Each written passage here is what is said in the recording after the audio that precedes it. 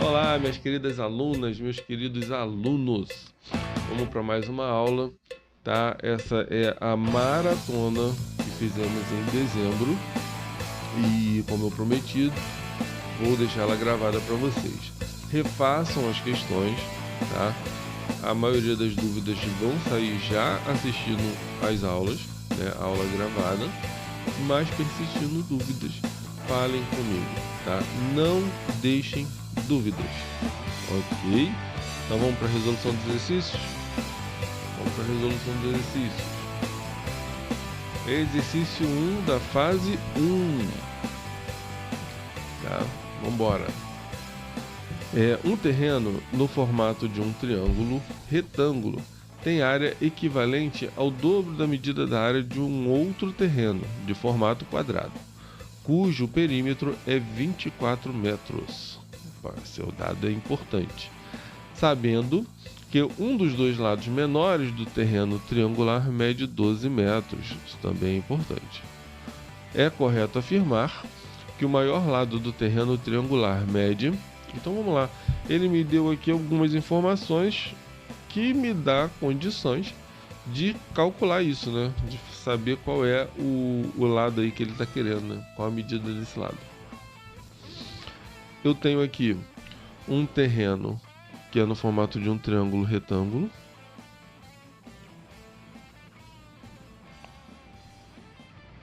E tem um outro terreno que tem um formato de um quadrado. Bom, o quadrado, ele não precisa avisar, né? Todos os lados são iguais. Se o perímetro tem 24 metros, do perímetro é o entorno dele, né? Se o perímetro tem 24 metros, cada lado vai ter 6 metros. É 6, né? Não é 4, não.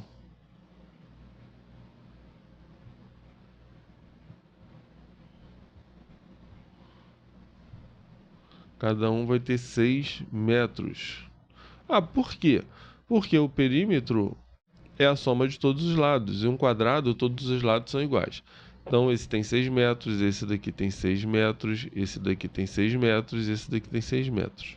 Tá? Ah, por que eu sei que todos os lados são iguais? Porque ele falou que o formato do outro terreno é quadrado. Um quadrado não tem outro jeito. Tá? Quadrado, todos os lados dele são iguais. Perfeito?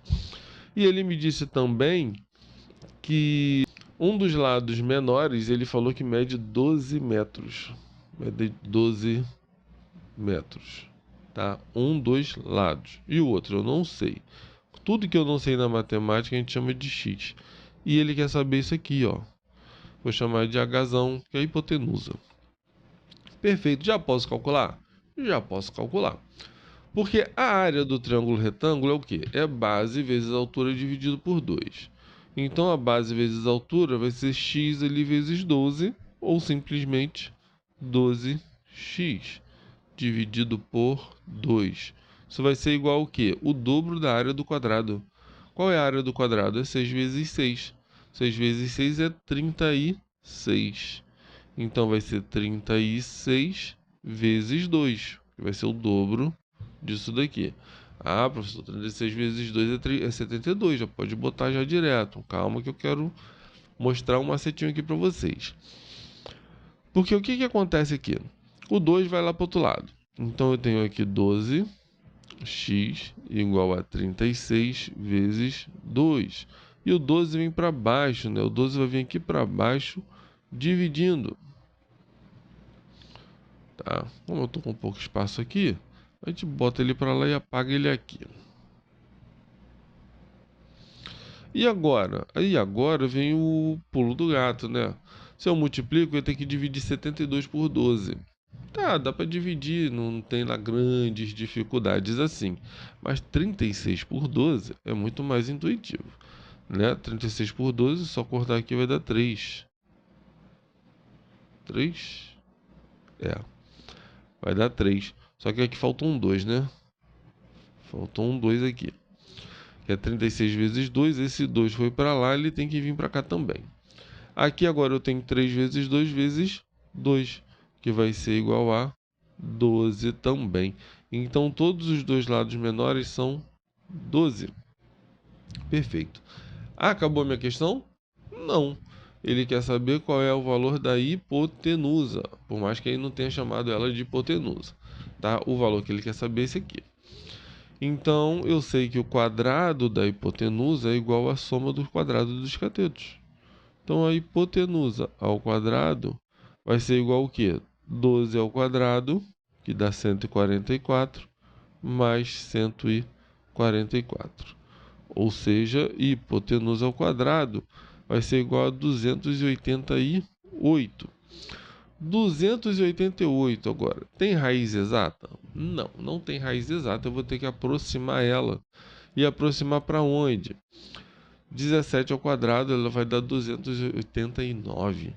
Então, isso daqui vai dar 16,97 aproximadamente. Isso daqui é aproximadamente 16,97, tá? Mas na hora da prova, para achar isso daqui é difícil. Como é que você vai fazer? Vai fazer os quadrados. 16 ao quadrado, que 16 ao quadrado é igual a 256, e 17 ao quadrado, que é igual a 289. Poxa, o meu 288 está aqui bem pertinho aqui do 17. E essa é a informação que eu preciso. Porque nas alternativas tá o quê? Vou botar aqui aproximadamente 17. Nas alternativas tá o quê? Cerca de 17 metros. Então a alternativa D é a minha resposta. Vamos para a próxima?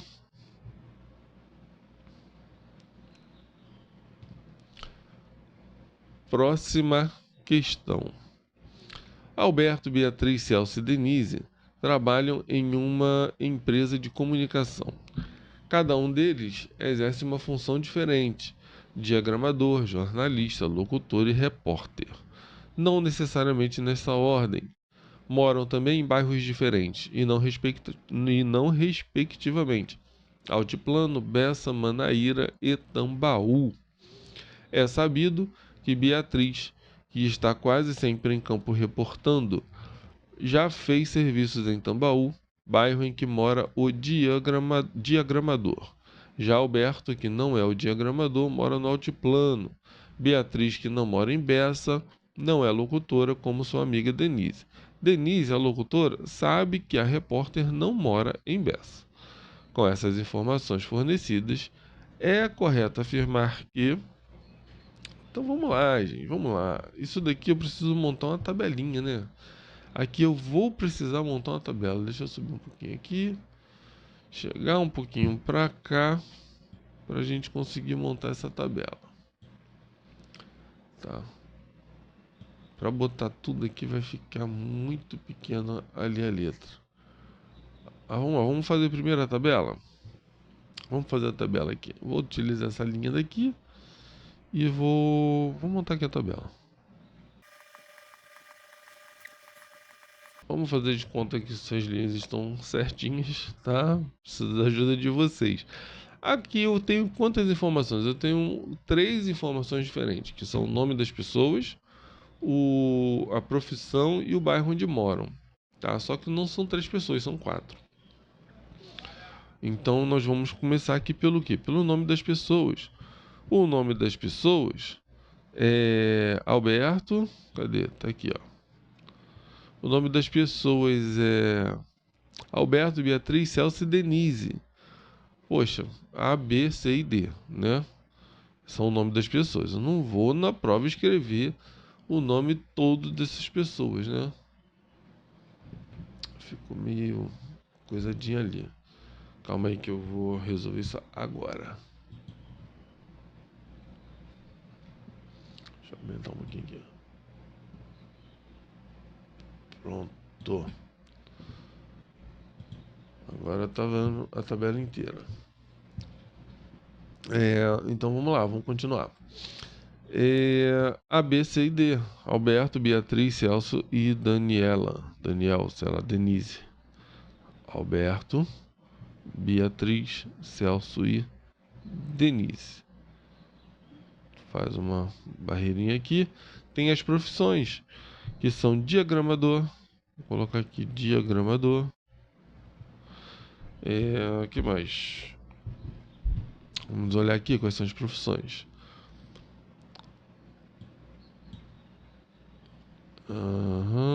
Cadê? Aqui, ó. Diagramador, jornalista, locutor e repórter. Jornalista,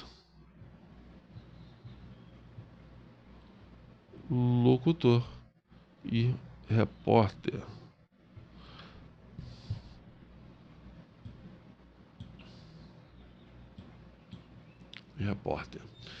Tem também os bairros. Agora, onde é que eu coloco os bairros dentro dessa tabela? O que eu acho ideal é colocar os 4 bairros possíveis em cada um deles, tá? Que são os bairros Altiplano, né? Altiplano, Bessa, Manaíra e Tambaú. Então vamos colocar aqui, ó. Todos eles, ó. Altiplano, Bessa, Tambaíra e Manaíra e Tambaú. Tá. TM. AB, TM. Todos eles.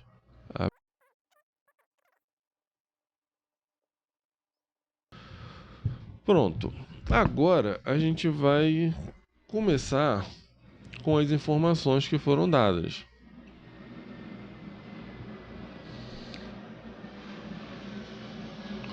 Tá?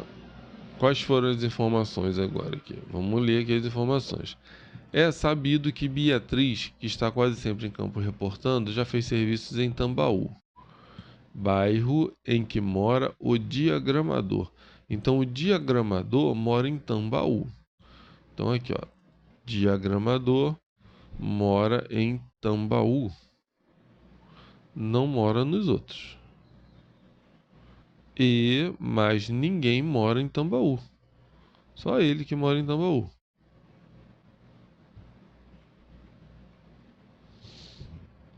Pronto.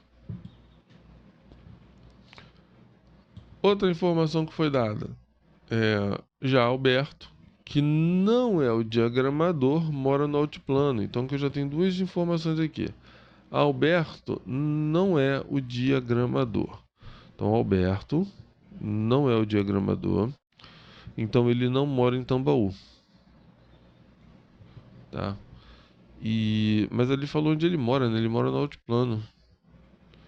Ele mora no altiplano. Então se ele mora no altiplano, ele não pode morar em nenhum dos outros, não é só em Tambaú. Ele só mora no altiplano. E nenhum dos outros podem morar no altiplano. Porque o altiplano quem mora é ele, é o Alberto. Vamos para a próxima informação. Beatriz, que não mora em Bessa, não é locutora como sua amiga Denise. Aqui eu já tenho 3 informações.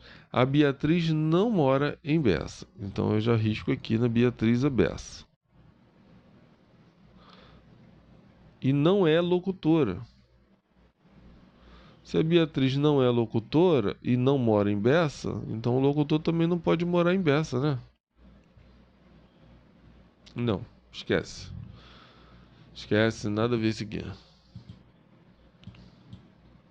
A Beatriz não mora em Bessa, tá? Mas ela não é locutora. A locutora pode morar em Bessa sim. E quem é a locutora? É a Denise. Se a Denise é a locutora, mas ninguém pode ser locutor. E ela não pode ser mais nada. Então risca tudo. Tá? Então, recapitulando. Beatriz não mora em Bessa. Beleza, Beatriz não mora em Bessa. E não é locutora. Tá? Como a sua amiga Denise. A Denise é a locutora. Tá? E Denise, a locutora, sabe que a repórter não mora em Bessa. Agora aqui vem outra coisinha muito sutil, cara, que você teria que ter prestado atenção nessa prova. Tá? Ele falou o quê? A repórter. Ele usou aqui, ó, um artigo definido no feminino. Ou seja, eu só tenho 2 meninas aqui, ó, só tenho 2 mulheres, só tenho a Denise e a Bia. os outros são homens. Então, se ela disse a repórter, quem é a repórter? Só pode ser a Bia. Só pode ser a Beatriz. Então, a repórter só pode ser a Bia. E aqui a gente mata tudo. Porque se a Bia é a repórter, ela não pode ser mais nada. Para o Alberto sobrou ser o quê? Jornalista. Mas ninguém pode ser jornalista. O Celso só pode ser o diagramador. Se o Celso é o diagramador, ele mora em Tambaú. Aqui, ó, Tambaú. Então, aqui, ó, não pode morar em Beça, não pode morar em Manaíra, mas ninguém pode morar em Tambaú. Então, a Bia mora onde? Manaíra. E ninguém mais mora em Manaíra. E sobrou quem? A Denise mora exatamente em Beça. Então, a Denise, a locutora, mora em Beça, não mora nas outras. O jornalista é o Alberto e mora no altiplano. O diagramador já está ali certinho. A repórter é a Bia e mora em Manaíra. E a Denise mora em Beça. Então, essa chavezinha aqui, ó, ela desembola tudo, entendeu? Essa sacada aqui. Tá? Agora a gente pode ir para as alternativas, que agora ficou fácil, né? Vamos lá. Ou Alberto é jornalista ou mora no altiplano. Alberto é jornalista? Ok, Alberto é jornalista. Mora no altiplano? Mora. Mas aqui, ó, conectivo é uma disjunção exclusiva. Não pode os dois ser verdade. Na disjunção exclusiva só é verdade quando tenho apenas uma verdade, quando elas são diferentes. Tá? Eu preciso ter uma verdade e uma falsidade, ou vice-versa, uma falsidade e uma verdade. Se os dois são verdades ou se os dois são falsos, dá uma proposição falsa. Então isso daqui é falso. Celso não é o diagramador. Celso, eu acho que Celso é exatamente o diagramador. Olha aqui na tabela, ó. Celso é exatamente o diagramador. A locutora mora em Beça. Perfeito. A locutora é a Denise, né? E mora em Beça. Tá aqui. Então está perfeito. A minha resposta é a letra C. Vamos continuar. Beatriz é locutora ou mora em Beça? Beatriz não é locutora. Tá. Beatriz não é a locutora, nós já vimos. Isso é falso. Ou mora em Beça. Também não mora em Beça. Quem mora em Beça é o locutor. Então, os dois falsos. Na disjunção, eu preciso de uma verdade para ser verdade. Então, aqui é falso.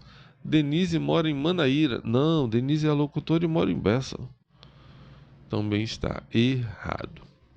Próxima questão. Em uma assembleia de condomínio, duas questões independentes foram submetidas à votação dos 200 condôminos presentes. Tá? Então, eles tinham a opção de votar na primeira questão, tinham condição de votar na segunda e não votaram, né? Ou votar contra, né? Votar a favor ou contra, todas duas. Então, eu tenho duas questões independentes e ele poderia votar a favor das duas ou contra as duas. Então, a forma de colocar esses conjuntos tem uma interseção aqui, que ele poderia votar a favor de ambas. Então, aqui eu tenho a primeira questão e aqui eu tenho a segunda. 125 votaram a favor da primeira. Tá? 110 votaram a favor da segunda. Só aqui eu já sei que tem uma interseção grande, né? Porque eu só tenho 200. Só que ainda teve 45 que votaram contra ambas. Então 45 está aqui fora. Tá? Então a soma da união desses dois conjuntos, ela tem que ser igual ao quê? A 200, que é o total de pessoas que votaram, menos os 45 que não votou em nada. Ou melhor, que votaram contra. Esse conjunto é só o dos que votaram a favor. Então 200 menos 45 dá 155. Perfeito. Desses 155, a soma da união disso daqui tem que dar o quê? 155. Só que quando eu somo os que votaram a favor da primeira com os que votaram a favor da segunda, isso vai dar 235. Correto? Isso aí. vai dar 235. Vou botar aqui embaixo, 235. E eu tenho que tirar o quê? 155. Fazendo essa subtração aqui, eu vou achar exatamente 80. Por que que eu tirei isso daqui? Porque 80 é o que foi contado duas vezes, que é a interseção. Tá? Então, quantos votaram a favor da primeira? 125 menos 80, que vai dar 55, 45, que vai dar 45. 110 menos 80 vai dar 30. Vai dar 30. Então agora eu tenho aqui que 45 votou a favor apenas da primeira questão, 30 votou a favor apenas da segunda questão, 80 votaram a favor das duas e 45 votaram contra as duas, tá? Então agora eu tenho ali as perguntas. 80 condôminos votaram a favor de ambas as questões? Correto. Correto. Aqui, ó, 80, a interseção. 80 condôminos votaram a favor das duas questões. Alternativa letra A. Aí aqui, ó, 45 votaram a favor de ambas? Não, 45 estava fora, né? Foram os que votaram contra as duas. 190 condôminos votaram a favor de ambas as questões. Pô, cachaça pura, né? 190? Não tem nem isso que votou a favor das duas, a favor das questões. 135 condôminos votaram a favor de ambas as questões, botando a interseção aqui como 135. Não. Tá, a interseção aqui é 80. Ok? Vamos para a próxima.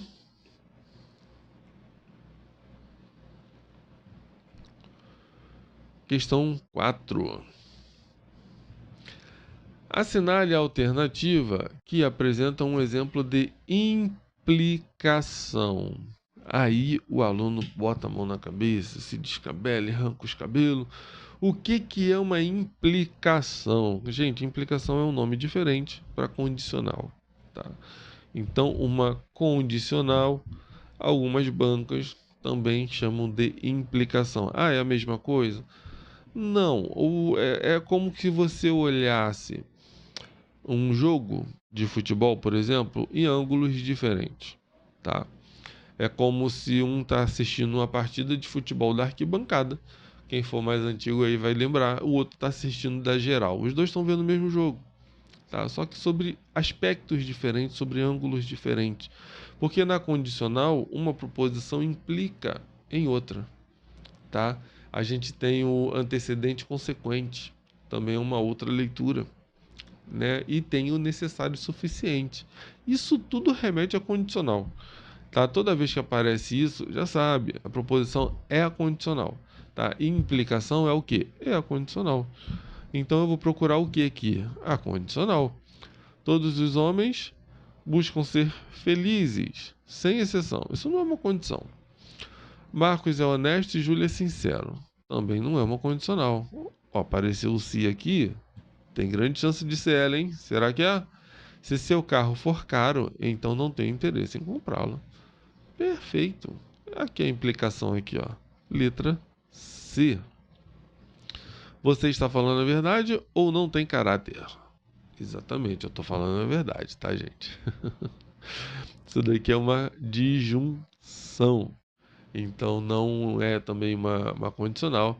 Essa daí estava fácil, né? Era só saber essa relação de implicação com a condicional. Tá? Vamos para a próxima. Questão 5.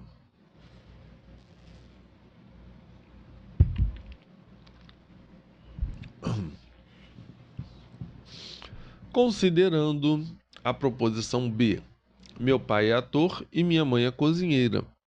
Assinale a alternativa que apresenta uma proposição equivalente à negação de B. Cara, negação. Aqui, ó. A negação aqui, ó. Conectivo é o E. A negação do conectivo E, que é a conjunção, a negação da conjunção é a lei de Morgan. Nega, nega, nega, né? Ou seja, nega, troca, nega. Né? Vou negar a primeira, troca o E pelo ou, e nega a segunda. Então isso seria o quê? Meu pai não é ator, né? Ou minha mãe não é cozinheira. Aí quando a gente vai olhar as alternativas, tem aqui, ó, minha mãe não é cozinheira e, ó, não trocou o conectivo, então não pode ser. Minha mãe não é cozinheira ou meu pai não é ator. Beleza, aqui, ó, o E virou o OU. Poxa, ele trocou. Minha mãe é cozinheira, ele botou para frente. Minha mãe não é cozinheira. Meu pai é ator, botou para trás, ó, meu pai não é ator. Bom, essa troca ela é facultativa. Eu posso trocar ou não, tá? O único conectivo que não aceita essa comutação é a condicional, tá? Porque uma implica na outra. Se eu trocar, eu troquei a implicação. Entendeu? Então ela não pode fazer essa inversão na condicional. Na disjunção, ok. Disjunção exclusiva, pode também. Conjunção, também pode. Tá, e na bicondicional? Também pode, tá? Só a condicional que não pode. Tá, só a bicondicional que não pode. Ou melhor, só a condicional que não pode. Na bicondicional também pode. Porque aqui, ó, por exemplo, vamos supor aqui que seja uma bicondicional. Se minha mãe é cozinheira, se e somente se meu pai é ator. Beleza? Ela só vai ser verdade se apenas uma das duas forem verdade. Aí se eu inverto, né? Eu eu mudo alguma coisa ali, se ela é verdade ou falsa? Não, continua a mesma coisa. Então na bicondicional também pode inverter. A única que não aceita é a condicional. Tá? É só o se então que não aceita essa comutação. Então aqui está perfeito a letra B. Tá? E assim a gente termina a primeira fase. E assim a gente termina a primeira fase, né? A primeira fase com as 5 questões da primeira fase, tá? Vou fechar esse vídeo, porque senão vai ficar um vídeo longuíssimo, né? Aí fica até mais fácil para vocês procurarem depois do que for, vou gravando fase por fase. Beleza? Então é isso, gente. Dá uma descansada, respira, enfim. E vamos para a segunda fase logo após, logo na sequência.